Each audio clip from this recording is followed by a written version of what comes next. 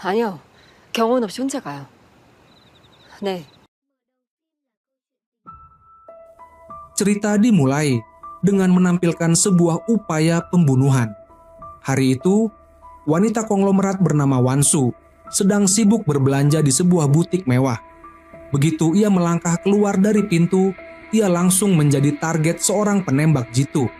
Si pembunuh membidik tepat ke kepalanya, tetapi karena seorang pegawai toko yang berada di depannya bergerak, pegawai tersebut justru menjadi korban. Beruntung, pengawal pribadi Wansu dengan sigap bereaksi dan segera melindunginya. Saat itu, air mancur di alun-alun tiba-tiba menyembur tinggi, menciptakan tirai air yang menghalangi pandangan sang pembunuh. Tidak lama kemudian, seorang pria berkacamata muncul untuk melindungi wanita tersebut. Karena rencana pembunuhan gagal, si pembunuh beralih menggunakan senapan mesin, menargetkan genangan bensin untuk menciptakan ledakan yang bisa membunuh wanita itu. Namun, semua tindakannya telah terbaca oleh pria tersebut. Memanfaatkan saat air mancur kembali menyembur, ia segera menarik wanita konglomerat itu menuju mobilnya. Sebagai mobil milik seorang konglomerat, tentu saja kendaraan itu memiliki fitur tahan peluru. Saat itu, Wansu sempat bertanya siapa pria yang telah menyelamatkannya. Namun, sebelum ia mendapatkan jawaban, mesin mobil tiba-tiba mengalami overheat. Pria itu terpaksa menepi di tempat dengan pandangan lebih terbuka.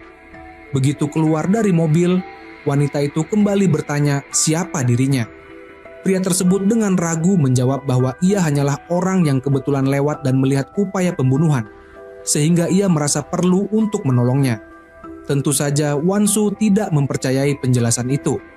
Namun, dalam situasi saat ini ia harus berpura-pura percaya. Tidak lama kemudian, pria tersebut berhasil memperbaiki mobil dan bahkan menemukan sesuatu yang mencurigakan. Kita sedang dilacak, jadi untuk sementara tidak bisa kembali ke kota, kata pria itu. Sebagai seorang wanita konglomerat, tentu saja Wansu bukanlah orang bodoh. Ia berpura-pura meminjam ponsel untuk menguji reaksi pria tersebut. Saat Wansu mencoba menghubungi polisi, pria bernama Doyun ini mengatakan bahwa ada informan di dalam kepolisian, sehingga melaporkan kejadian ini akan sia-sia.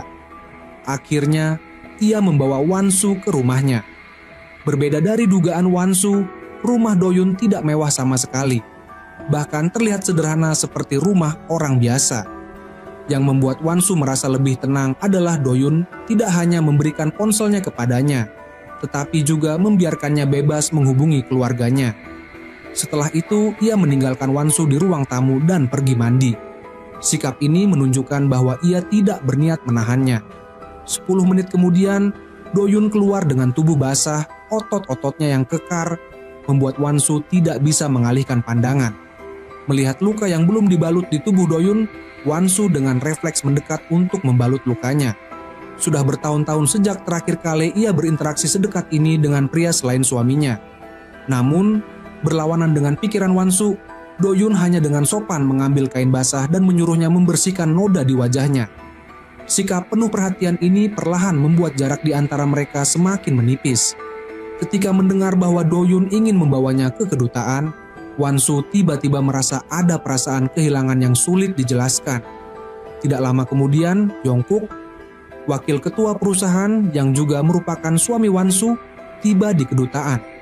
Namun, meskipun Yongkuk terus bertanya, Wansu tetap bersikap tenang dan tidak memberikan jawaban yang jelas. Hingga akhirnya, ketika kepala tim pengawal menanyakan tentang saksi mata Wansu tiba-tiba berbinar. Setelah memberikan kesaksiannya, Doyun pergi dengan diam-diam. Namun, saat melihat tanda tangannya pada laporan, kepala tim pengawal terkejut. Ternyata Doyun bukan hanya juniornya di akademi, tetapi juga seseorang yang sudah lama ingin direkrut oleh atasannya. Bahkan, 2 hari yang lalu, mereka telah merencanakan untuk bertemu. Kini, mereka justru bertemu dalam situasi pembunuhan yang begitu aneh dan sulit dijelaskan. Sementara itu, Wansu tetap mengadakan konferensi pers meskipun suaminya menentangnya. Di hadapan media, ia dengan tegas menyatakan bahwa dirinya telah menjadi target kekuatan-kekuatan tertentu. Namun, ia tidak takut dan akan terus memperjuangkan idealismenya. Sikapnya ini berhasil menarik perhatian publik. Akan tetapi, baik Yongkook maupun ibu mertuanya yang merupakan ketua perusahaan merasa sangat marah. Bahkan ibu mertuanya sampai menghancurkan televisi dan mengucapkan kata-kata menyeramkan. Cepat bunuh dia. Keesokan harinya, Won-soo dan suaminya menghadiri pesta keluarga. Mereka adalah pasangan yang sangat terkenal di kalangan elit. Karena Yongkook bukan hanya pewaris perusahaan konglomerat, tetapi juga pemuda teladan di Korea Selatan. Won-soo bukan hanya seorang juara golf, tetapi juga seorang malaikat filantropi. Bahkan, seorang kepala suku dari suatu tempat pernah menyumbangkan 500 miliar won untuknya. Namun, pesta baru berlangsung setengah jalan. Seorang wanita bernama Tiara tiba-tiba memberi isyarat kepada Yongkook. Lalu keduanya meninggalkan aula bersama. Meskipun kepala tim pengawal mencoba mencegahnya, Yongkook bersikeras bahwa ia hanya butuh 5 menit. Namun, baru 3 menit berlalu, putra dari Tiara tiba-tiba mendatangi Won-soo, mengatakan bahwa ia mencari ibunya dan merasa mengantuk. Dengan berat hati, Won-soo pergi mencarinya. Kepala pengawal berusaha menghentikannya, tetapi sia-sia. Namun, area yang dimasuki adalah tempat tinggal keluarga dalam grup perusahaan, sehingga para pengawal hanya bisa berjaga di luar. Ternyata Doyun di sana sudah direkrut oleh keluarga konglomerat itu untuk menjadi pengawal. Begitu melangkah ke dalam ruangan, Won-soo langsung merasakan hawa panas yang menyengat. Saat ia menyalakan lampu, pemandangan mengejutkan terbentang di hadapannya. Suaminya sedang bermesraan dengan Tiara. "Kakak, ini tidak seperti yang kau pikirkan," kata Tiara. Menghadapi penjelasan Tiara, Won-soo hanya menjawab dengan dingin, "Kalian seharusnya lebih berhati-hati agar tidak ketahuan." Makna dari kata-kata ini sudah sangat jelas, tetapi Tiara tetap bersikeras bertanya, "Jadi kakak sudah tahu sejak lama? Sejak kapan kakak mengetahuinya?" Won-soo tidak menjawab secara langsung, tetapi ia justru marah karena mereka tidak bisa membaca situasi. Di luar masih banyak wartawan, apakah itu penting sekarang? Bagi Tiara, hal itu memang penting. Tetapi ini bukan waktu yang tepat untuk menjelaskan. Pesta telah memasuki sesi dansa, dan saat suaminya mengulurkan tangannya, Won-soo tanpa ragu meletakkan tangannya di atasnya. Diiringi tepuk tangan penuh kekaguman dari para tamu, mereka berdua tersenyum dan melangkah ke lantai dansa, menampilkan tarian pasangan sempurna. Namun, di balik senyum itu hanya Doyun yang tahu betapa sakitnya hatinya. Setelah pesta usai, sesuai dugaan, yang membuka pintu untuknya adalah Tiara. Ibu sedang menunggu kakak. Di dalam, ibu mertuanya yang juga ketua perusahaan sudah menunggunya. Dari cara mereka berdiri, terlihat jelas perbedaan kekuasaan di antara mereka. "Keluar, biarkan aku bicara dengannya," kata ibu mertuanya. "Ibu, aku juga punya sesuatu untuk dikatakan," jawab Tiara. "Ku katakan keluar," bentak sang ibu. Setelah hanya tinggal mereka berdua, Won-soo tidak lagi berpura-pura. Ia berjalan ke minibar dan menuangkan minuman untuk dirinya sendiri. Dengan wajah penuh amarah, ibu mertuanya melemparkan surat kabar ke arahnya. Sebagai balasan, Won-soo melemparkan gelas anggur yang ada di tangannya, diikuti dengan semua gelas lain di atas meja. "Ibu gila, ya? Kalau ada yang mau dikatakan, katakan saja langsung," bentak Won-soo. "Aku dengar kau sudah tahu sejak lama," ujar ibu mertuanya. "Maksud ibu? Ibu juga sudah tahu sejak lama?" tanya Won-soo. "Benar," jawabnya. Ternyata Tiara memang sengaja dipasang oleh ibu mertuanya untuk merayu putra sulungnya. Tujuannya adalah agar Won-soo sendiri yang meminta cerai, sehingga ibu mertuanya bisa menggunakan perjanjian pernikahan untuk menguasai sepenuhnya anak perusahaan grup. Sebelum meninggal, mantan ketua telah menyerahkan anak perusahaan yang paling berharga kepada Won-soo. Sekarang, bahkan jika ibu mertuanya ingin mengambil 1 sen pun dari perusahaan itu, ia harus menemukan cara lain. Namun, di balik wajahnya yang tampak tenang, Won-soo hanya bisa menenggak alkohol untuk meredakan kesedihannya. Ia bahkan menyuruh semua pengawalnya pergi. Saat ia berjalan sempoyongan karena mabuk, Doyun tiba-tiba muncul tepat waktu. "Kenapa tidak ada pengawal di sini?" tanyanya dengan cemas. Karena perbedaan status yang terlalu besar, Wansu tidak ingin membiarkan pria itu menyentuhnya. Namun, saat ia melangkah masuk ke dalam lift, Do-yun tidak menunjukkan niat untuk mengikutinya. Tapi begitu pintu lift tertutup, Won-su menekan tombol untuk membukanya kembali dan memberi isyarat agar Do-yun masuk. Entah sengaja atau benar-benar karena mabuk, saat mencoba mencari kartu kamar, Won-su malah menjatuhkan semua barang-barangnya ke lantai.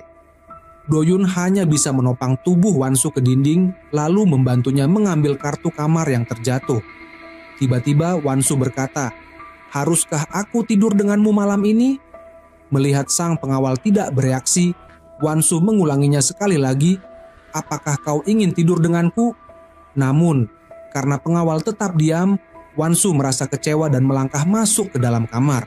Namun, sebelum benar-benar masuk, ia berpura-pura terjatuh agar bisa menarik pria itu ke dalam. Sayangnya, kartu kamar yang dipegangnya tanpa sengaja terjatuh keluar. Sementara itu, suami Won-su semakin memikirkan kejadian malam itu dan merasa marah. Saat mabuk, ia memutuskan untuk mengetuk pintu kamar Won-su.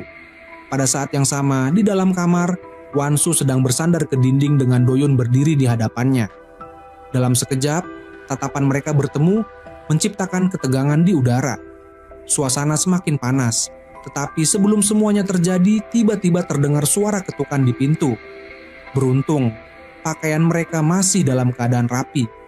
Saat Do-yun hendak membuka pintu, Won-su menarik tangannya dan memberi isyarat agar tetap diam. Di luar kamar, suami Won-su melihat kartu kamar yang terjatuh di lantai. Saat ia membungkuk untuk mengambilnya, kepala tim pengawal tiba-tiba muncul dan menghentikannya. Kepala tim segera mengambil kartu kamar itu dan berdiri di depan pintu, menghalangi suami Won-su masuk. "Malam ini dia minum terlalu banyak," katanya. Menyadari tidak bisa berbuat apa-apa, suami Won-su yang juga menjabat sebagai wakil ketua akhirnya pergi. Setelah itu, kepala tim memasukkan kartu ke dalam slot pintu dan pergi, tanpa diketahui apakah ia menyadari ada sesuatu yang mencurigakan atau tidak. Beberapa saat kemudian, Won-su duduk di tempat tidur mengenakan pakaian tidur, sementara Do-yun keluar dari kamar. Pakaiannya tetap rapi, tidak ada yang berantakan. Keesokan harinya, mereka harus kembali ke Korea. Sepanjang perjalanan, Won-su dan Do-yun tidak berbicara satu sama lain, bahkan tidak saling menatap. Sebagai istri dari pemilik salah satu konglomerat terbesar di Korea, kediaman utama keluarga Won-su berada di lereng gunung. Perjalanan dari gerbang utama ke rumah utama saja membutuhkan waktu lebih dari 10 menit dengan mobil. Sebagai pengawal baru, Do-yun ditempatkan di lantai bawah dekat tangga, sekaligus ditugaskan sebagai pengawal pribadi Won-su. Tanpa disadari apakah itu kebetulan atau tidak, saat sedang beres-beres, Do-yun menjatuhkan sebuah bingkai foto miliknya. Di dalamnya terdapat sebuah kartu memori. Saat itu, ia tiba-tiba teringat kata-kata terakhir dari sahabatnya yang sedang sekarat. Dengan cepat, Do-yun memasukkan kartu memori itu ke dalam komputer. Di dalamnya hanya terdapat 3 video. Ia membuka salah satunya, yang ternyata adalah rekaman pengawasan dari kediaman keluarga Won-su. Saat memajukan video, ia melihat sosok seorang pria, mantan ketua perusahaan. Ternyata ada yang tidak beres dengan kematian mantan ketua tersebut. Itulah alasan mengapa sahabatnya dibunuh, karena mengetahui rekaman ini. Sementara itu, setelah mengetahui perselingkuhan suaminya, Won-su tetap bisa menghadapi wanita selingkuhan tersebut dengan tenang. Ternyata ia sudah mengetahui semuanya sejak pertama kali wanita itu membawa seorang anak ke rumah mereka. Sejak awal, Won-su sudah curiga, karena pertama kali ia bertemu dengan Tiara adalah tak lama setelah pernikahannya. Jika saja putra mereka tidak meninggal akibat kecelakaan ski, hubungan pernikahan mereka mungkin tidak akan sedingin sekarang. Namun, Won-su meremehkan ambisi Tiara. Bukan hanya tidak bisa membujuknya untuk pergi ke luar negeri, tetapi justru ia malah mengungkapkan sebuah rahasia besar. "Kakak tahu kenapa suamimu menikahimu?" tanya Tiara. Won-su dan suaminya bertemu saat melakukan kegiatan amal, sehingga ia selalu berpikir bahwa mereka jatuh cinta pada pandangan pertama. Namun, Tiara mengungkapkan bahwa pada saat itu suaminya tidak hanya berhubungan dengannya, tetapi juga memiliki pacar resmi. Sayangnya, pacarnya meninggal dunia.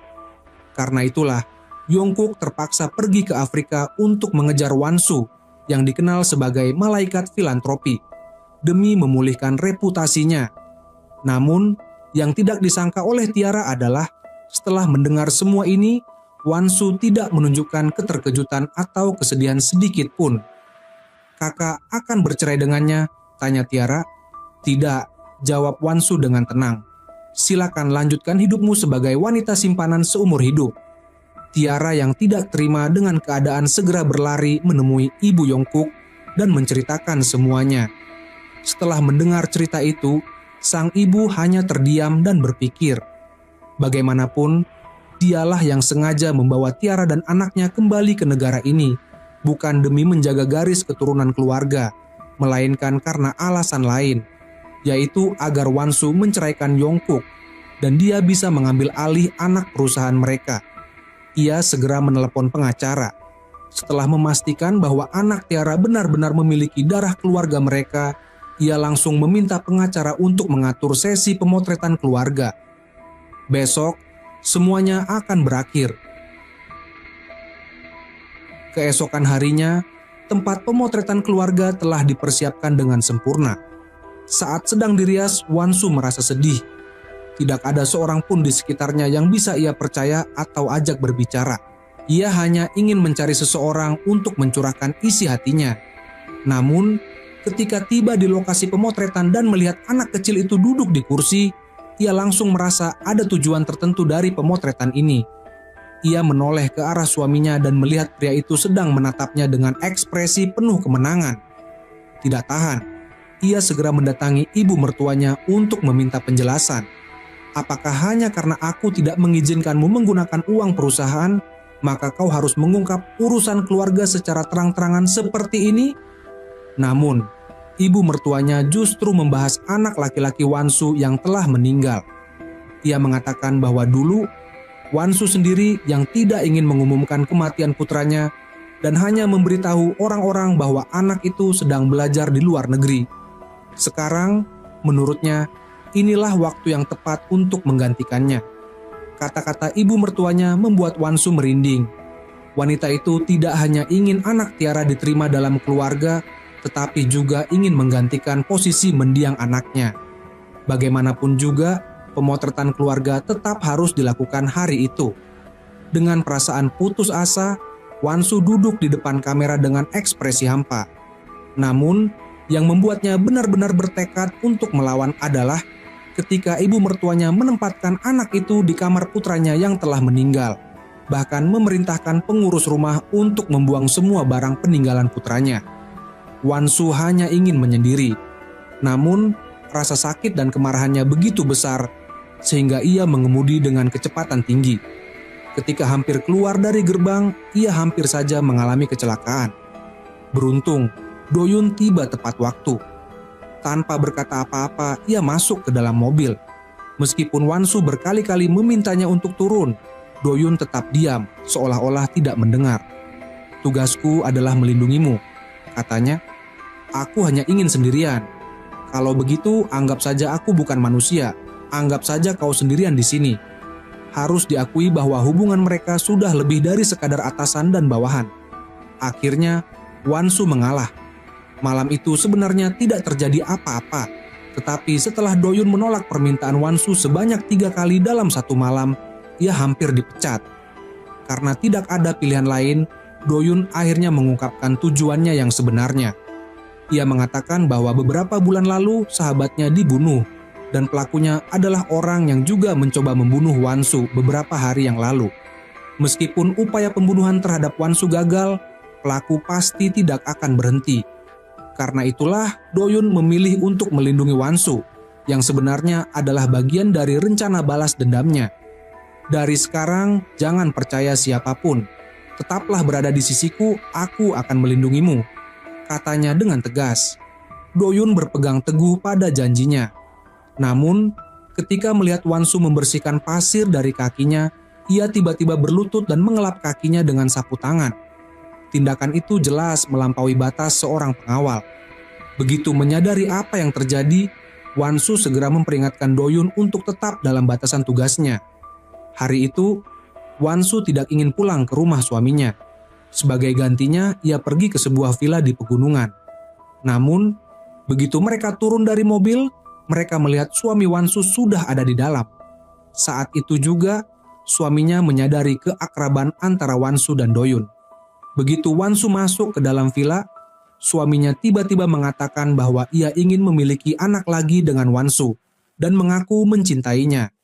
Harus diakui bahwa suaminya ini benar-benar memiliki harga diri yang sangat rendah. Bahkan jika ingin mengucapkan kata-kata manis, seharusnya ia memilih waktu dan tempat yang tepat. Tindakannya ini sama saja dengan mempermalukan dirinya sendiri.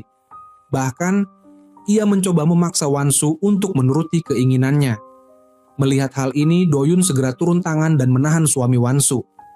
Perlu diketahui bahwa tindakan ini tidak dapat dibenarkan.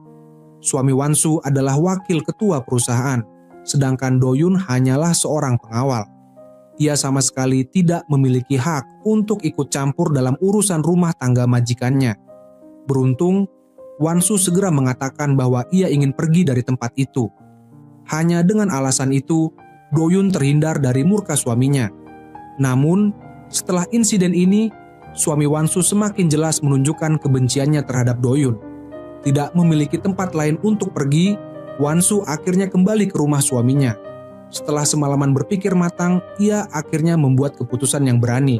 Aku ingin menyebarkan rumor bahwa wakil presiden perusahaan memiliki wanita lain di luar sana dan seorang anak laki-laki berusia 10 tahun. Keesokan harinya, ibu mertua Wansu menemukan bahwa Doyun adalah lawan yang tangguh dalam pertandingan judo. Ini adalah pertama kalinya ia kalah dari seseorang. Selama ini bahkan pria paling kuat pun tidak mampu menahan satu serangan darinya karena ia memiliki keterampilan judo tingkat tertinggi di Korea Selatan. Hasil ini benar-benar mengejutkannya. Tak disangka, sang ketua tidak marah, justru memberi isyarat kepada Doyun agar mendekat. Dari ekspresi para pengawal lainnya, jelas terlihat bahwa Doyun bukanlah pengawal pertama yang pernah diperlakukan seperti itu oleh wanita itu. Namun, Doyun sama sekali tidak peduli. Ia segera mendorong ibu mertua Wansu menjauh, tetapi justru tindakan itu semakin membuat wanita itu tertarik. Mulai sekarang, mari kita sering berlatih bersama, katanya.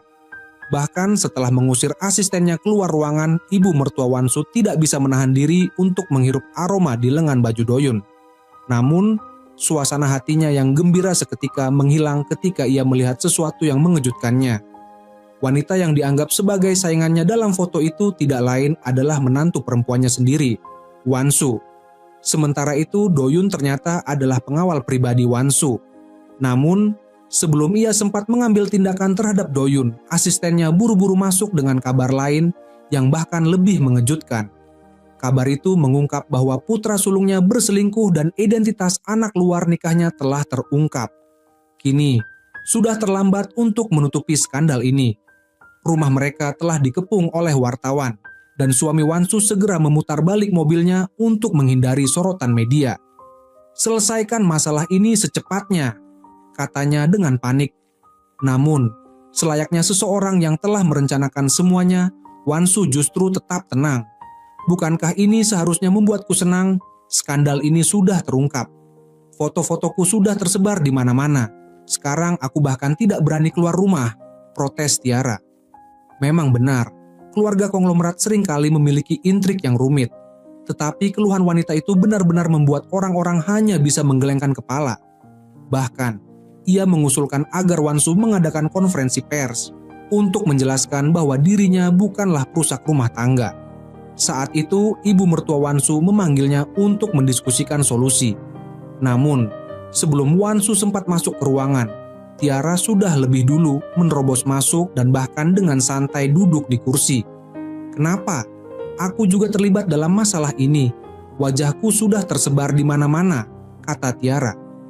Meskipun ibu mertua Wansu menyuruhnya pergi, wanita itu tetap bersikeras untuk tinggal.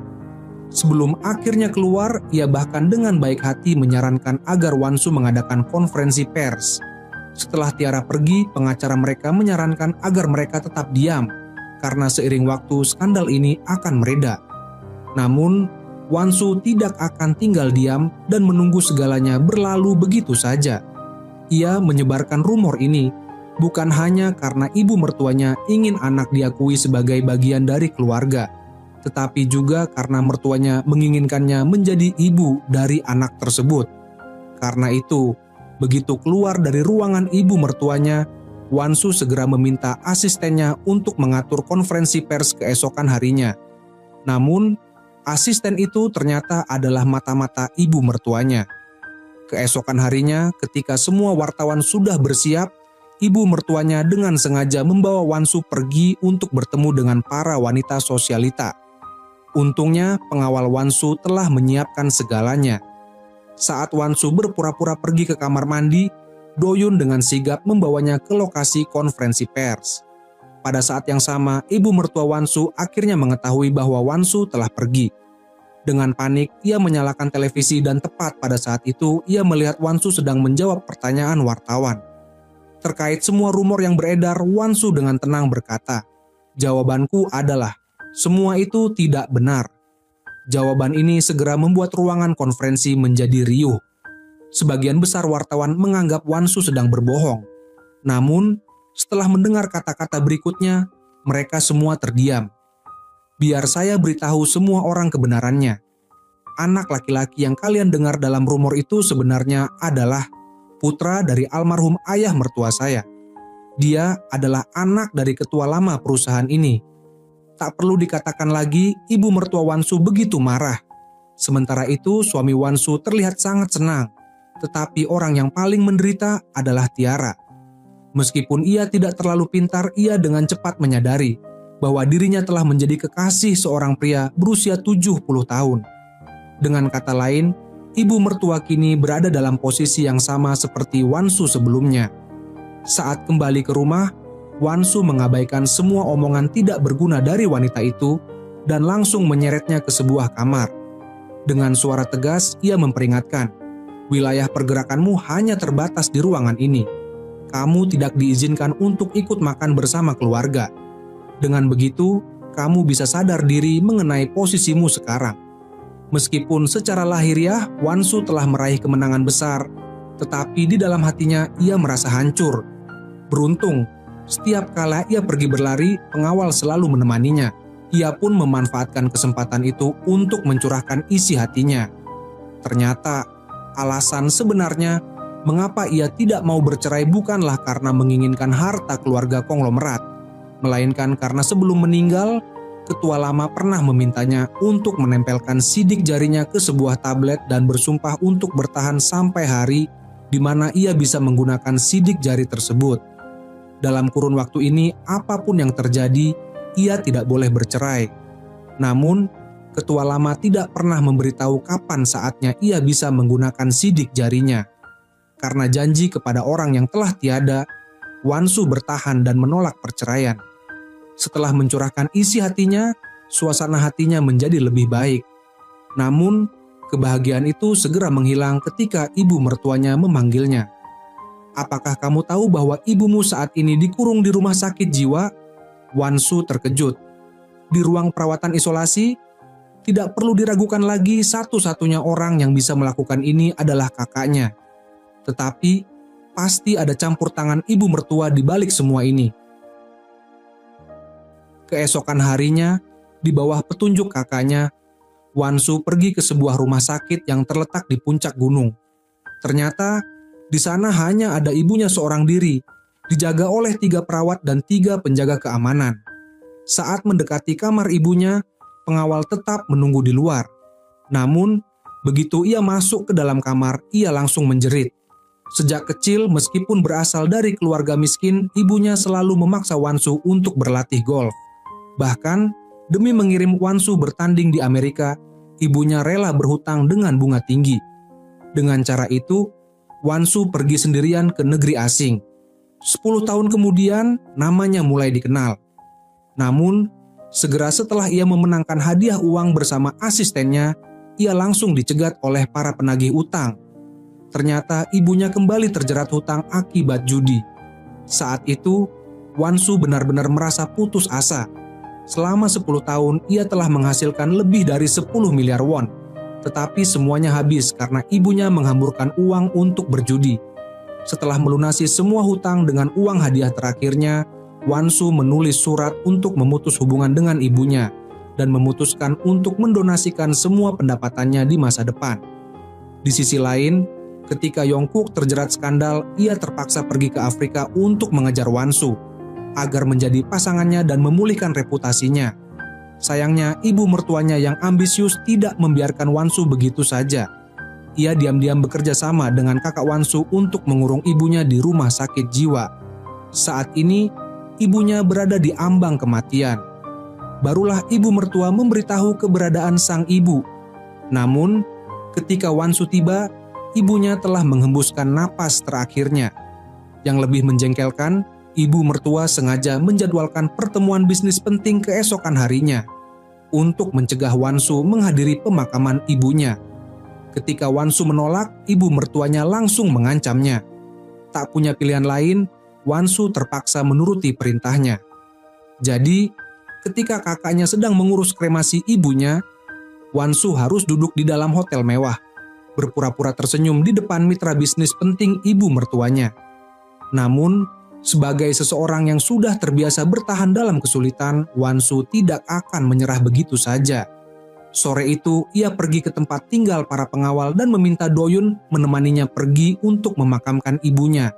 Karena cinta, Do-yun kehilangan akal sehatnya.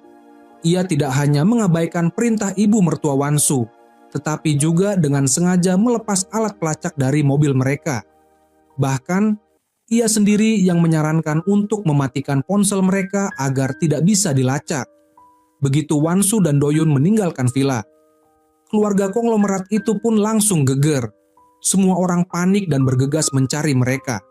Sementara itu, Wan-su dan Do-yun pergi ke rumah lamanya untuk mengenang masa lalu. Dalam momen itu, Do-yun memeluk Wan-su erat-erat. Tetapi tanpa mereka sadari, seseorang mengambil foto mereka dan mengirimkannya ke ibu mertua Wan-su. Meskipun mereka tidak bermalam di luar, begitu kembali ke villa, Do-yun langsung mendapat laporan dari penjaga keamanan bahwa ketua ingin menemuinya. Do-yun tahu bahwa ia telah menimbulkan masalah besar, tetapi ia tidak bisa berbuat apa-apa. Tak diragukan lagi, badai besar sedang menunggu mereka. Begitu memasuki pintu villa, Do-yun langsung dihajar tanpa ampun. "Kamu dipecat. Di mana kepala keamanan? Segera pecat dia untukku." Setelah mengucapkan itu, suami Wan-su beralih menatap istrinya. Melihat Wan-su tetap tenang tanpa reaksi apapun, ia pun semakin terbakar api cemburu. Namun, orang yang paling licik dalam situasi ini adalah ibu mertua. Alih-alih langsung memihak, ia hanya diam sambil membawa kepala keamanan ke ruang kerjanya. Apapun alasan Wan-su, jangan pedulikan. Jika dia ingin mempertahankan pengawal itu, lakukan saja sesuai keinginannya, perintahnya. Disinilah kecerdikan ibu mertua terlihat. Untuk memastikan bahwa Do-yun tetap berada di sekitar Wan-su, ia bahkan memanggil putra, lalu menamparnya keras. Dengan penuh emosi, ia terus melampiaskan kemarahan fisik, seolah-olah ia marah karena putranya tidak bisa mengendalikan emosinya. Padahal, tujuan sesungguhnya adalah membuat Wan-su dan Do-yun benar-benar terlibat dalam skandal. Jika itu terjadi, Wan-su akan dikeluarkan dari keluarga dalam keadaan memalukan. Namun, tentu saja ibu mertua tidak bisa mengungkapkan rencana liciknya kepada sang putra.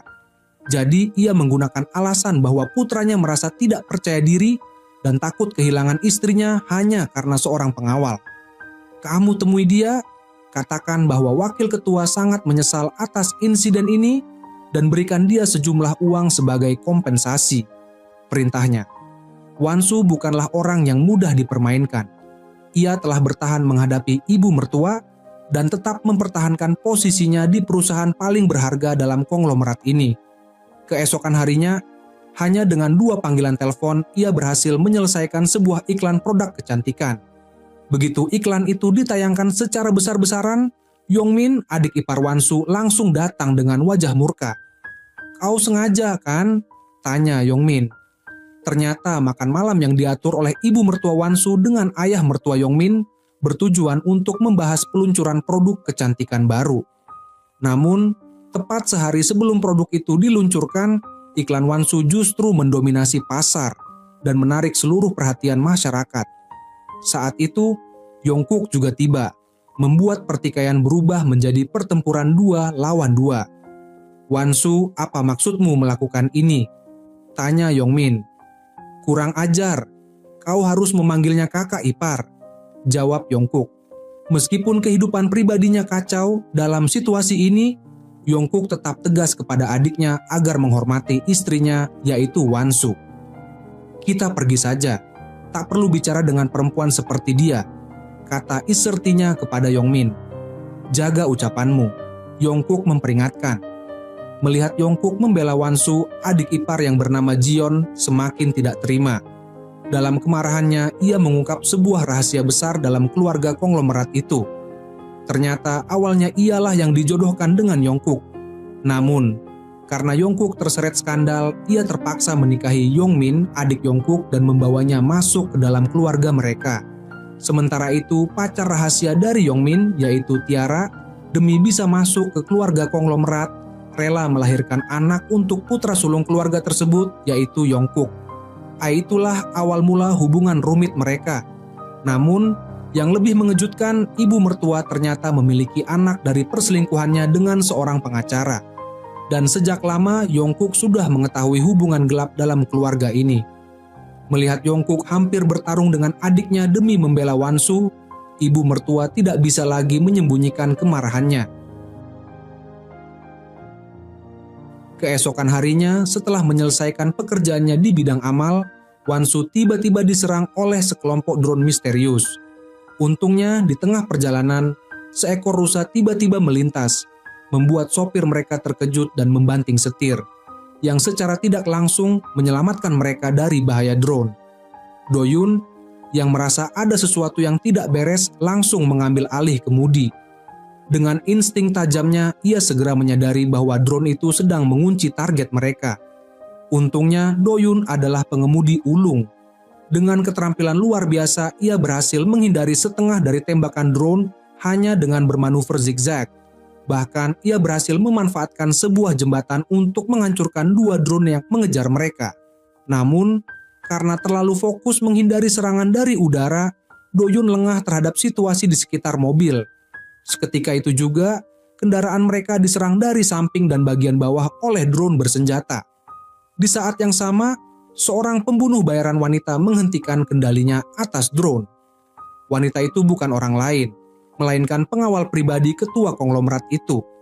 Untuk memastikan semua orang di dalam mobil telah tewas, ia mendekati kendaraan dan memeriksa kondisi mereka. Setelah melihat bahwa semuanya tampak tak sadarkan diri, ia pun segera pergi tanpa ragu. Namun, sesaat setelahnya Doyun tiba-tiba siuman. Meskipun tubuhnya dipenuhi luka, ia tetap berusaha keras menuju kursi belakang untuk menyelamatkan Wansu. Doyun dengan sigap melindungi Wansu, tetapi akibatnya serpihan pecahan kaca dan logam menancap di punggungnya, membuatnya pingsan di atas tubuh Wansu. Beruntung, pecahan logam tersebut tidak menembus terlalu dalam sehingga tidak mengenai organ vitalnya. Namun, dari atas gedung, pengawal wanita itu menyaksikan semua kejadian. Dalam benaknya, rencana pembunuhan baru mulai terbentuk. Ketika Doyun dibawa ke ruang perawatan intensif, ia diam-diam mengikutinya. Begitu para perawat meninggalkan ruangan, ia bersiap untuk menyerang. Namun, sebelum ia sempat bertindak, Jungkook tiba-tiba muncul. Anehnya, pria itu hanya terpaku menatap Doyun tanpa mengatakan sepatah kata pun. Menghadapi orang yang telah 2 kali menyelamatkan nyawa istrinya, perasaan Jungkook menjadi sangat rumit. Doyun dan Wansu tampak terlalu dekat dan hal itu membuatnya merasa tidak nyaman. Namun, tanpa berkata apa-apa, ia memilih untuk pergi. Setelah memastikan bahwa ruangan kembali sepi, pengawal wanita itu bersiap melancarkan serangannya lagi. Namun, saat ia hendak bergerak, ia menyadari adanya kamera pengawas di langit-langit. Tidak punya pilihan lain, ia pun terpaksa menunda aksinya. Sementara itu, di villa keluarga, kepala kepolisian diundang secara khusus terkait penyerangan terhadap Wansu sebelumnya. Orang yang menyambutnya adalah pengacara Han, pria yang juga merupakan selingkuhan ibu mertua Wansu. Berbeda dengan ekspresi puas yang diharapkan oleh pengacara Han, Nyonya Miran justru sangat murka. Ia marah karena ada seseorang yang berani bertindak di luar kewenangannya. Ia lalu memerintahkan kepala kepolisian untuk segera menangkap pelaku, berapapun harga yang harus dibayar. Ia ingin sang pelaku dihukum mati. Namun, saat mengantar kepala kepolisian, pengacara Han sengaja memutarbalikkan perintah wanita itu. Dia menyiratkan bahwa yang sebenarnya diinginkan oleh ibu mertua Wansu adalah mencari seseorang untuk dikorbankan sebagai kambing hitam. Ia juga menambahkan bahwa sebelumnya Wansu pernah menerima ancaman dari kelompok ekstremis, sehingga kemungkinan besar pelaku berasal dari kelompok tersebut. Meskipun sulit menemukan pelaku sebenarnya melalui jalur resmi, Do-yun tidak menyerah. Begitu ia sadar, ia segera menghubungi mantan rekan-rekannya di kepolisian untuk meminta rekaman CCTV dari lokasi kejadian. Di saat yang sama, Yongkook juga menjalankan penyelidikannya sendiri. Memanfaatkan posisinya sebagai wakil ketua konglomerat, ia mengerahkan 50 orang untuk mengumpulkan rekaman CCTV sepanjang malam. Dengan skala sebesar itu, hasilnya tentu akan jauh lebih cepat dibandingkan investigasi Do-yun. Namun, sebelum mereka sempat menemukan pelakunya, Wansu tiba-tiba muncul di asrama Do-yun tanpa peringatan. "Mengapa kau datang ke sini? Kamera pengawas bisa merekam kita?" ujar Do-yun kaget. Kamera pengawas hanya bisa diakses oleh kepala pelayan, dan dia sedang tidak ada di sini, jawab Wansu dengan tenang. Ini adalah pertama kalinya mereka bertemu kembali sejak keluar dari rumah sakit. Wansu mencurigai bahwa ibu mertuanya, yaitu Nyonya Miran, menggunakan anak perusahaannya untuk melakukan pencucian uang. Ia ingin Do-yun membantunya mendapatkan catatan keuangan rahasia dari pengacara Han.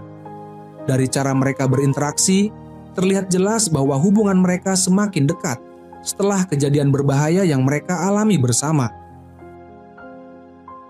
Keesokan harinya, melalui rekaman CCTV, Do-yun memastikan bahwa pengacara Han sedang tidak ada di rumah. Tanpa ragu, ia pun segera menuju kediaman pengacara Han. Namun, masalahnya Do-yun tidak memiliki kode akses.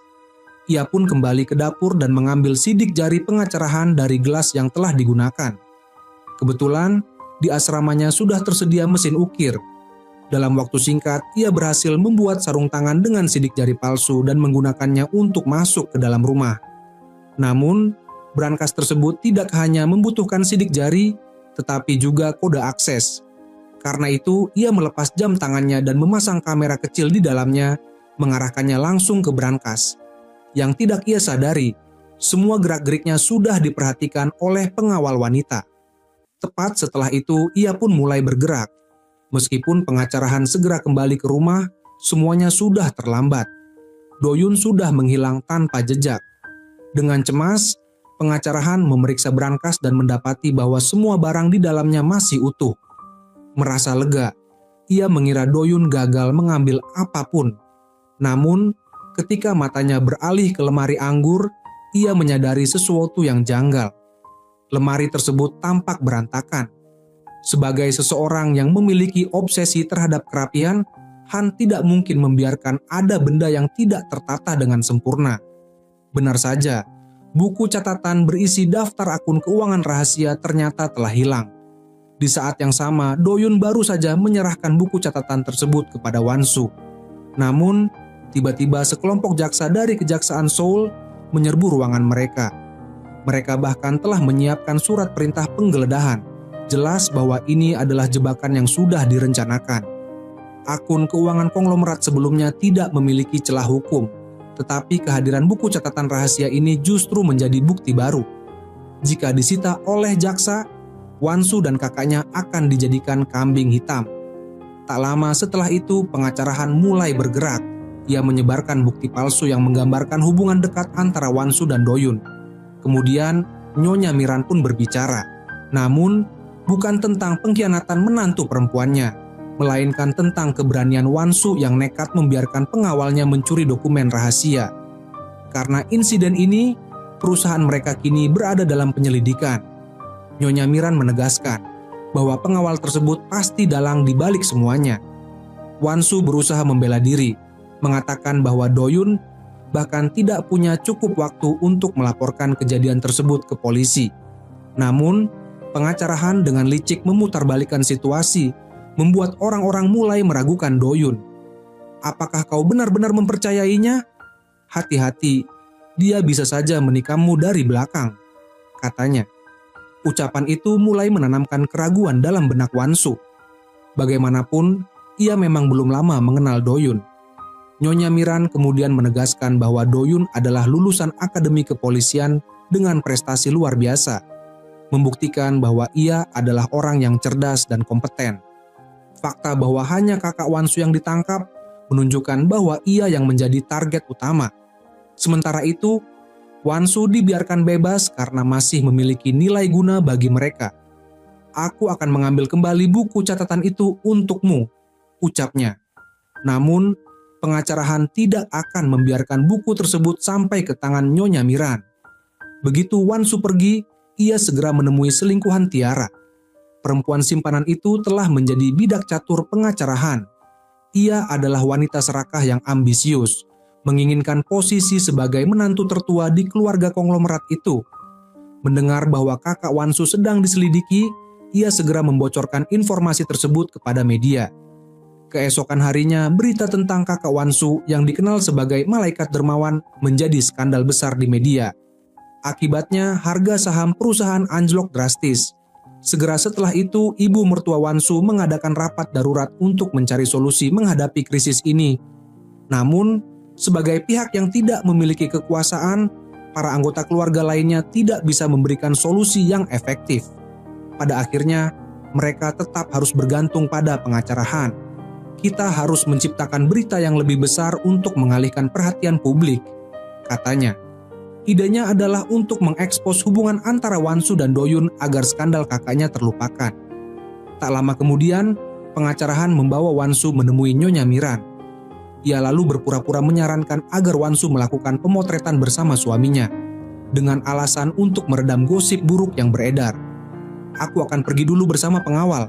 Yongkook akan menyusul nanti karena ada urusan lain yang harus ia selesaikan, kata Wansu. Jelas sekali, mereka sengaja menciptakan situasi agar Wansu dan Doyun bisa menghabiskan waktu berdua. Meskipun merasa ada sesuatu yang aneh, Wansu tidak menunjukkan ketakutan. Semalam dalam percakapannya dengan Doyun, ia mengetahui sebuah rahasia besar. Semua dana gelap perusahaan sebenarnya masuk ke rekening Nyonya Miran.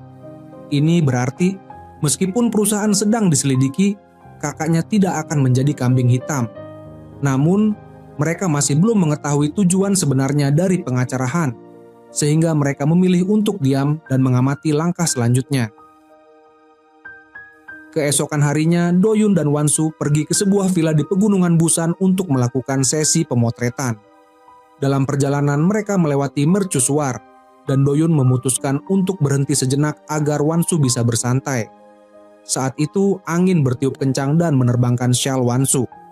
Dengan sigap, Doyun menangkapnya lalu dengan lembut melilitkannya kembali di leher Wansu. Momen romantis ini membuat keduanya semakin dekat, tanpa mereka sadari bahwa ada kamera yang diam-diam merekam semuanya. Orang yang memegang kamera itu adalah pengawal pribadi ketua, tetapi kedatangannya bukan atas perintah ketua, melainkan atas perintah pengacara Han. Larut malam, pengawal tersebut menyelinap ke dalam villa. Meskipun Doyun selalu waspada, villa itu terlalu luas dan anehnya, semua pengawal lainnya menghilang tanpa jejak. Ketika ia akhirnya menyadari keberadaan bayangan mencurigakan di dalam rumah, semuanya sudah terlambat. Pengawal bertopeng itu telah berdiri tepat di depan Wansu. Beruntung, Wansu dengan cepat mengambil bantal bulu di dekatnya untuk menangkis serangan, memberi waktu bagi Doyun untuk datang menyelamatkannya. Setelah berhasil mengalihkan perhatian lawan, Wansu melarikan diri melalui jendela, sementara Doyun langsung bertarung dengan pengawal tersebut. Pengawal itu awalnya berniat menghabisi Doyun, tetapi ia teringat perintah pengacara Han. Ia harus menjebak Doyun sebagai pelaku setelah membunuh Wansu. Karena itu, ia memutuskan untuk pergi dan mengejar Wansu terlebih dahulu. Melihat kesempatan itu, Doyun berusaha bangkit meskipun tubuhnya sudah lemah. Pertarungan sengit antara mereka bertiga berlanjut hingga ke dermaga, di mana hanya ada satu kapal pesiar yang tengah berlabuh. Wansu bersembunyi di dalam kabin kapal, sementara pengawal itu terus mengejarnya. Jika ia hanya sedikit menundukkan kepala, ia pasti akan menemukan tempat persembunyian Wansu. Mengetahui bahwa ia tak bisa melarikan diri lebih lama, Wansu nekat berlari lebih jauh ke dalam kapal dan bersembunyi di dalam kamar mandi. Namun, saat ia mendongak, Wansu terkejut melihat pengawal tersebut sudah berdiri di atas papan kayu yang rapuh.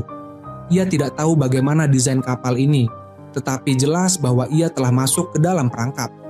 Melihat Wansu yang mulai kehilangan kesadaran, Do-yun tidak bisa menunggu lebih lama lagi. Ia meraih senjata yang ada di meja makan dan menyerang pengawal itu. Ia tahu jika ia terus ragu, perempuan yang ia cintai akan kehilangan nyawanya. Setelah pertarungan sengit, Do-yun berhasil mendapatkan keunggulan.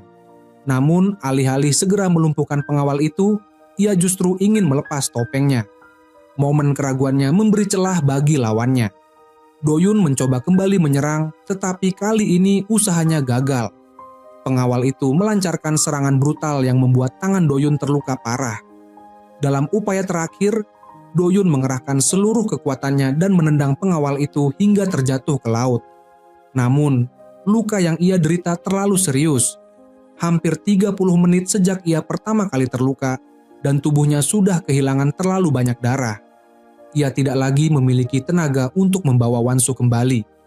Dalam keadaan darurat, ia memutuskan untuk melepaskan tali jangkar dan membawa kapal keluar ke tengah laut, berharap tim penyelamat akan datang esok hari. Namun, tak lama setelah itu, Do-yun kehilangan kesadaran di ruang kemudi, jatuh dalam keadaan koma. Sementara itu, di dunia luar, rumor tentang hubungan terlarang antara Wansu dan pengawal mulai tersebar luas di internet. Saat kabar ini mencuat, Yongkook mempertanyakan ibunya, mengapa ia mengutus orang untuk mengawasi Wansu? Mengapa ia ingin mencemarkan nama baik keluarga sendiri? Apakah ia benar-benar ingin putranya bercerai? Ternyata dalang di balik penyebaran rumor ini tidak lain adalah ibunya sendiri. Meski putranya telah mengungkap kebenaran, ia tetap membela diri dengan dalih kasih sayang seorang ibu. Namun, putranya dengan tegas menolaknya. Aku tidak akan pernah menceraikan Wansu. Dia bukan wanita kotor seperti yang kau katakan. Sejak kecil, ia sudah menyaksikan sendiri ibunya berselingkuh dengan pengacara Han. Bahkan ibunya tidak pernah peduli dengan keberadaannya. Pengkhianatan itu membuatnya kehilangan kepercayaan pada cinta selamanya. Hingga suatu hari di Afrika saat bertemu dengan Wansu yang sedang bekerja dalam kegiatan amal, ia menyadari betapa indahnya cinta. Bahkan ketika ia melamar Wansu dengan cincin yang terbuat dari kayu, Wansu tetap menerima.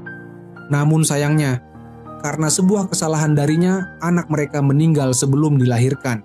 Dan sejak itu, Wansu benar-benar menutup diri darinya.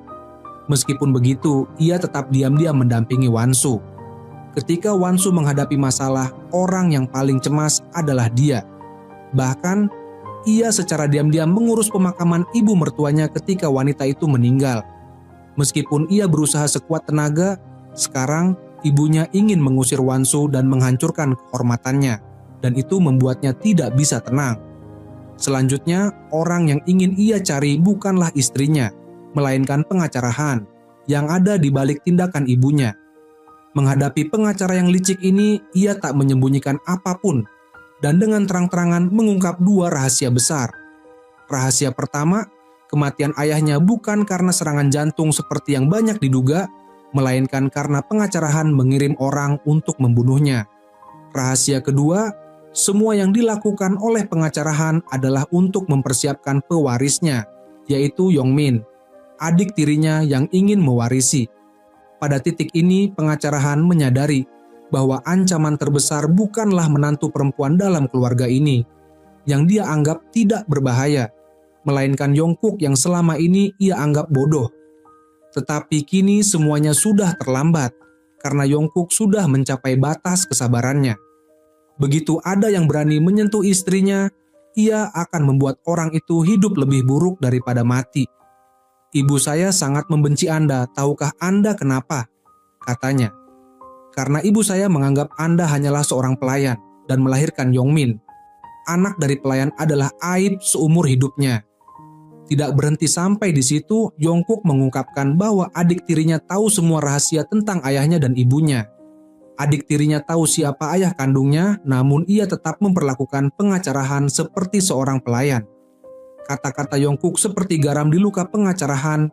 Sebelum pergi, ia memperingatkan pengacara itu, baik Anda maupun anak Anda, jika kalian masih berani menyentuh Wansu, saya akan mengurusnya sendiri. Apapun alasan kalian, saya akan menghilangkan kalian berdua. Setelah menangani dua dalang utama, ia kemudian menuju ruang bawah tanah tempat pengawal Doyun sedang disekap. Di luar, Yongkook mengklaim ingin menghadapi Doyun secara adil. Namun begitu ketua tim pengawal pergi, ia langsung mengarahkan senjata ke kepala Doyun. Apa yang telah kau lakukan bersama Wansu? Meskipun jelas bahwa ia cemas dengan hubungan istrinya dan Doyun, melalui ekspresi Doyun, ia tahu bahwa mereka berdua belum melampaui batas. Meskipun begitu, ia tidak akan membiarkan siapapun menyakiti Wansu. Jadi fokus pertanyaannya sekarang adalah tujuan Doyun mendekati Wansu. Doyun dengan jujur mengakui bahwa ia mendekati Wansu untuk menyelidiki siapa yang telah membunuh temannya. Wansu adalah istriku, kamu hanya perlu melindunginya dengan baik, kata Yongkook. Doyun kemudian berkata, apa yang sebenarnya kamu lakukan? Sebenarnya, Yongkook tidak berniat membunuh Doyun, karena ia tahu bahwa Doyun telah melindungi istrinya beberapa kali. Namun, apa yang membuatnya terkejut adalah ketika Doyun diancam akan ditembak, reaksi pertama Wansu adalah melindungi Doyun. Wansu mengaku bahwa ia sudah menyukai Doyun, tetapi ia menegaskan bahwa Doyun tidak mencintainya. Yongkook mendengar itu dan memohon kepada istrinya untuk tetap tenang, karena Doyun mendekatinya untuk membalas dendam atas temannya. Tindakan Wansu membuat Yongkook merasa tidak adil. Namun siapa yang tahu tentang cinta, yang jelas adalah satu-satunya penghiburan baginya adalah keyakinan Wansu. Wansu tidak pernah meragukan bahwa suaminya bukanlah orang di balik upaya pembunuhan terhadapnya, karena ia tahu bahwa suaminya tidak akan pernah menyakiti dirinya. Keyakinan kecil itu adalah hal yang paling berharga bagi Yongkook. Pelukan setelah 5 tahun berpisah membuatnya merasa jauh lebih hangat. Kurang dari 2 hari lagi sebelum pengumuman wasiat dari mantan ketua, yang ternyata sebelum meninggal, diam-diam ia menyusun wasiat di luar negeri. Wasiat tersebut akan diumumkan pada ulang tahun ke-70, terlepas dari apakah ia masih hidup atau sudah meninggal. Selama proses menunggu, pengacara Han berusaha menghubungi pengacara yang menulis wasiat tersebut dengan berbagai cara, baik dengan ancaman atau rayuan, namun pihak tersebut tetap tidak merespon. Pada hari pengumuman wasiat, orang pertama yang datang adalah Yongmin dan istrinya Jion, yang juga merupakan anak kandung dari pengacara Han, diikuti oleh pengacara dan Yongkook beserta Wansu. Sepertinya untuk menghukum pengacara Han, sebelum mengumumkan wasiat, pengacara wanita itu berbicara dalam bahasa Inggris mengatakan bahwa ia akan membaca seluruh dokumen tersebut. Namun, setelah mendengarnya, ketua segera menjawab dengan lancar dalam bahasa Inggris, menyatakan bahwa semua orang mengerti bahasa Inggris jadi tidak perlu diterjemahkan. Tak disangka, pengacara wanita tersebut justru beralih berbicara dalam bahasa Korea. Namun, itu adalah satu-satunya momen santai selama pengumuman, karena isi wasiat berikutnya mengejutkan semua orang. Pertama, ada jumlah uang yang sangat besar yang dianggap sebagai harta warisan, mencapai 18.000 triliun won atau sekitar 200 triliun rupiah. Perlu dicatat, ini adalah angka yang sangat besar. Selanjutnya, penerima uang 200 triliun rupiah tersebut adalah tidak lain adalah Yayasan Amal yang menggunakan nama Wansu. Jumlah uang sebesar 200 triliun rupiah disimpan di bank UBS di Swiss, dan hanya Wansu yang dapat menandatangani untuk mengambilnya. Tak lama setelah itu, buku catatan yang mencatat semua transaksi ilegal yang terkait dengan Nyonya Miran bocor keluar. Oleh karena itu, setelah memperoleh buku catatan tersebut, pengacara Han segera menghubungi polisi dan memerintahkan pengawal untuk membunuh kakak laki-laki Wansu. Namun, yang tidak ia duga adalah bahwa adegan tersebut telah direkam oleh Doyun dan pengawal wanita tersebut juga ditikam di punggung oleh Doyun. Meskipun pengawal wanita berhasil melarikan diri, Doyun langsung mencari wanita itu setelah kembali ke rumah, bahkan membawa senapan listrik. Dia adalah pengawal pribadi ketua, yang menunjukkan bahwa dia memiliki kemampuan bertarung yang sangat baik, namun luka di punggung membuatnya semakin lemah. Setelah 2 ronde pertarungan, Doyun berhasil memojokkan wanita itu di pintu dan merobek bajunya untuk memeriksa apakah ada luka. Setelah memastikan bahwa dia adalah pembunuh bayaran, Doyun tak ragu untuk memukul kepala wanita itu dengan keras, membuatnya pusing dan tak bisa melawan. Pada saat yang sama, Nyonya Miran telah ditangkap oleh polisi atas tuduhan penggelapan dana perusahaan. Menyaksikan kejadian ini, pengacara Han berdiri di samping, berusaha menyembunyikan kegembiraannya. Namun, semuanya terjadi terlalu cepat. Saat pengacara Han hendak bernapas lega, dia melihat bahwa pengawal wanita juga ditangkap oleh polisi. Perasaan tidak enak segera menyelimutinya. Takut jika pengawal wanita itu mengungkapkan bahwa dialah dalang di balik semua ini, dia segera berlari ke taman belakang, menggali sebuah kotak besi yang tertanam di dalam tanah. Di dalam kotak itu terdapat sebuah batang emas yang pernah digunakan oleh Yongmin untuk membunuh ketua sebelumnya. Pada batang emas itu tidak hanya ada bercak darah ketua sebelumnya, tetapi juga sidik jari Yongmin. Pengacara Han kemudian membawa batang emas itu ke kantor polisi untuk menemui Nyonya Miran. "Aku sudah menunggu berjam-jam untuk bertemu pengacara. Kenapa kau baru datang sekarang?" Ketua menggerutu. Pengacara Han tidak mengatakan apa-apa. Dia hanya meletakkan batang emas itu di atas meja dan dengan nada dingin berkata, "Ini adalah bukti bahwa putra bungsumu telah membunuh ayahnya sendiri. Jika kau tidak ingin dia masuk penjara, maka kau harus mengakui bahwa kau menyewa pembunuh." Kata-kata singkat itu mengandung kebenaran yang begitu mengejutkan, hingga Nyonya Miran tak bisa mempercayainya. Baru sekarang dia sadar bahwa orang yang selama ini ingin menyingkirkan menantu perempuannya, orang yang menyembunyikan kebenaran tentang kematian suaminya, dan orang yang telah menjebaknya hingga masuk penjara ternyata adalah pengacara Han sendiri. Lebih parah lagi, dia bahkan telah melahirkan seorang anak untuk pria itu. "Kau sudah gila? Yongmin juga anakmu. Semua orang tahu bahwa harimau tidak memangsa anaknya sendiri," teriaknya dengan kemarahan dan kepedihan. Namun, pengacara Han dengan dingin membalas, "Apa kau ingin seluruh dunia tahu bahwa kau punya anak dari seorang pelayan rendahan?" Beberapa kalimat saja sudah cukup untuk menghancurkan mental ketua sepenuhnya. Demi melindungi anaknya sekaligus menjaga harga dirinya, pada akhirnya dia menggertakkan gigi dan mengakui tuduhan menyewa pembunuh. Pada saat yang sama, Yongkuk menyeret Tiara ke dalam ruangan. Tanpa bicara, dia langsung membuka 2 brankas besar, memperlihatkan banyak batang emas dan obligasi. Semuanya diberikan kepada wanita itu. Tujuan Tiara sangat sederhana. Dia hanya ingin menikah ke dalam keluarga kaya untuk menikmati kehidupan mewah. Namun, ketika melihat kekayaan dalam jumlah luar biasa itu di hadapannya, dia tiba-tiba merasa bingung. Jumlah harta sejumlah 1 triliun rupiah ini adalah hasil tabungan Yongkuk selama bertahun-tahun, sekaligus semua yang dia miliki saat ini. Dengan menyerahkan seluruh kekayaannya kepada wanita itu, dia tidak hanya berharap agar dia merawat anaknya dengan baik, tetapi juga menandakan bahwa dia sudah memprediksi bahaya yang akan datang. "Tapi Wansu tidak mencintaimu. Kau tidak merasa ini tidak adil?" tanya Tiara ragu-ragu. "Aku tahu," jawab Yongkuk dengan tenang. "Meskipun aku tidak rela, tapi itulah kenyataannya." Saat yang bersamaan, Yongmin sedang dipaksa oleh istrinya untuk bercerai. Perceraian itu bukan hanya karena ibu mertuanya telah ditangkap, tetapi juga karena suaminya tidak lagi memiliki nilai guna.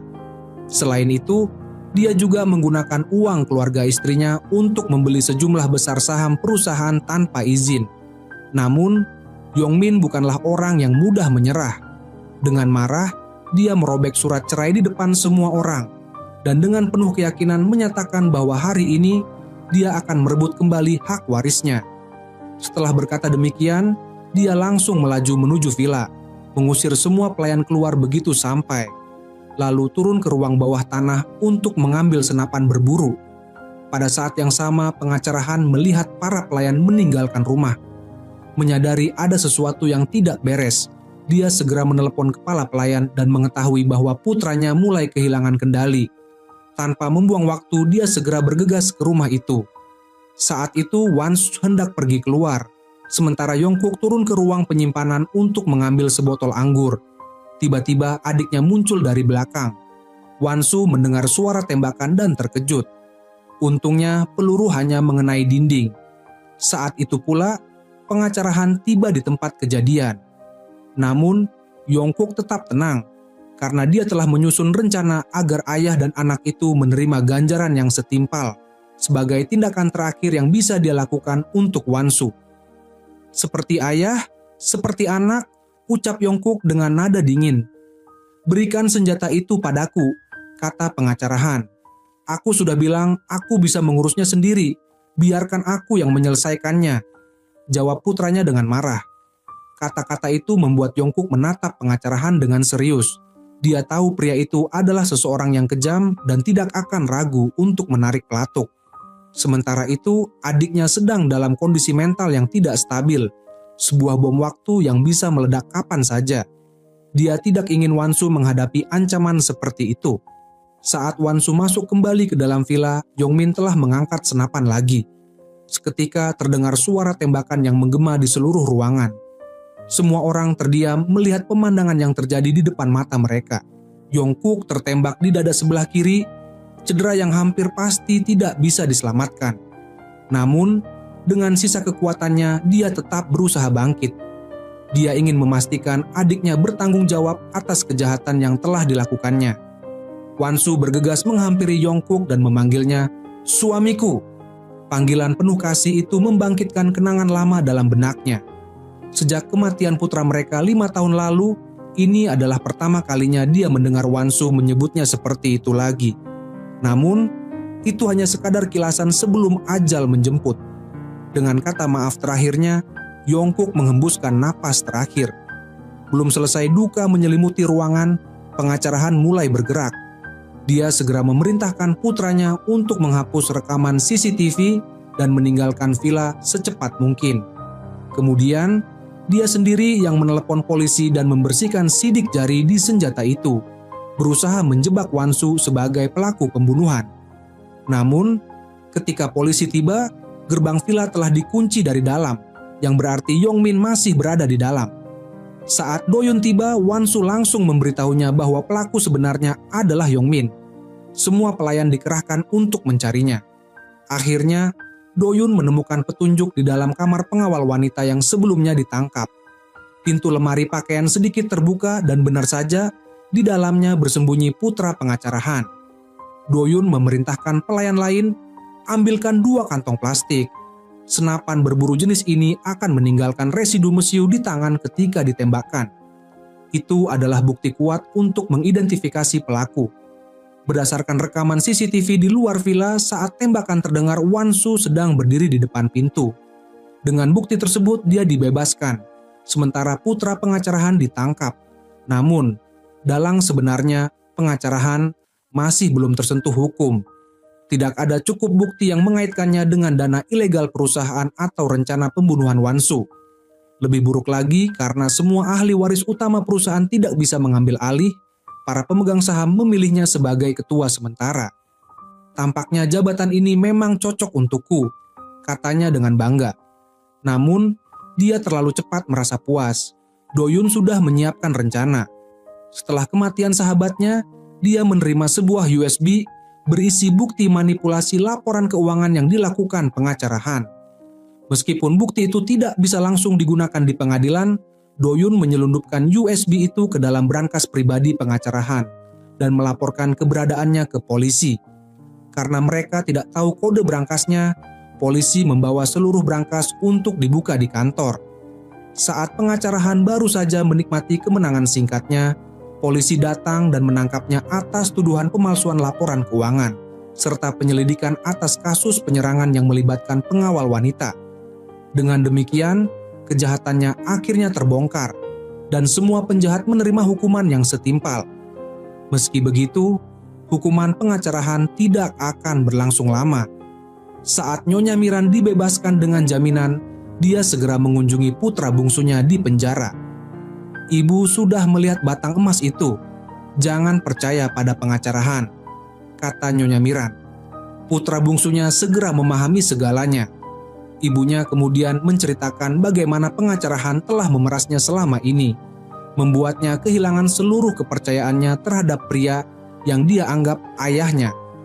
Keesokan harinya, saat pengacarahan sedang duduk membaca di taman penjara, putranya mendekatinya dengan tatapan dingin. Dia telah mengetahui semua yang dilakukan pria itu. Namun, sebelum dia bisa bertindak, polisi segera memisahkan mereka. Dengan bom waktu berupa anaknya sendiri di dalam penjara bersamanya, masa depan pengacarahan dipastikan tidak akan berjalan mulus. Apakah dia akan bertahan sampai akhir masa tahanannya? Sementara itu, Doyun mengajukan pengunduran diri kepada Wansu. Baginya, misinya sudah selesai. Selain itu, meskipun Yongkuk telah meninggal, sampai saat terakhirnya dia tetap melindungi Wansu. Doyun menyadari bahwa dirinya dan Wansu tidak mungkin bersama. Maka, mereka berpisah dengan damai. 1 tahun kemudian, saat Wansu sedang melakukan kegiatan amal menggunakan warisan yang dia terima, seseorang memanggilnya dari kejauhan. Dia menoleh dan melihat Doyun, berpakaian santai. Lama tidak bertemu, katanya dengan senyum tipis. Sekarang aku tidak butuh pengawal lagi, jawab Wansu. Aku juga bukan pengawal lagi, aku datang sebagai relawan, balas Doyun. Dan cerita pun berakhir.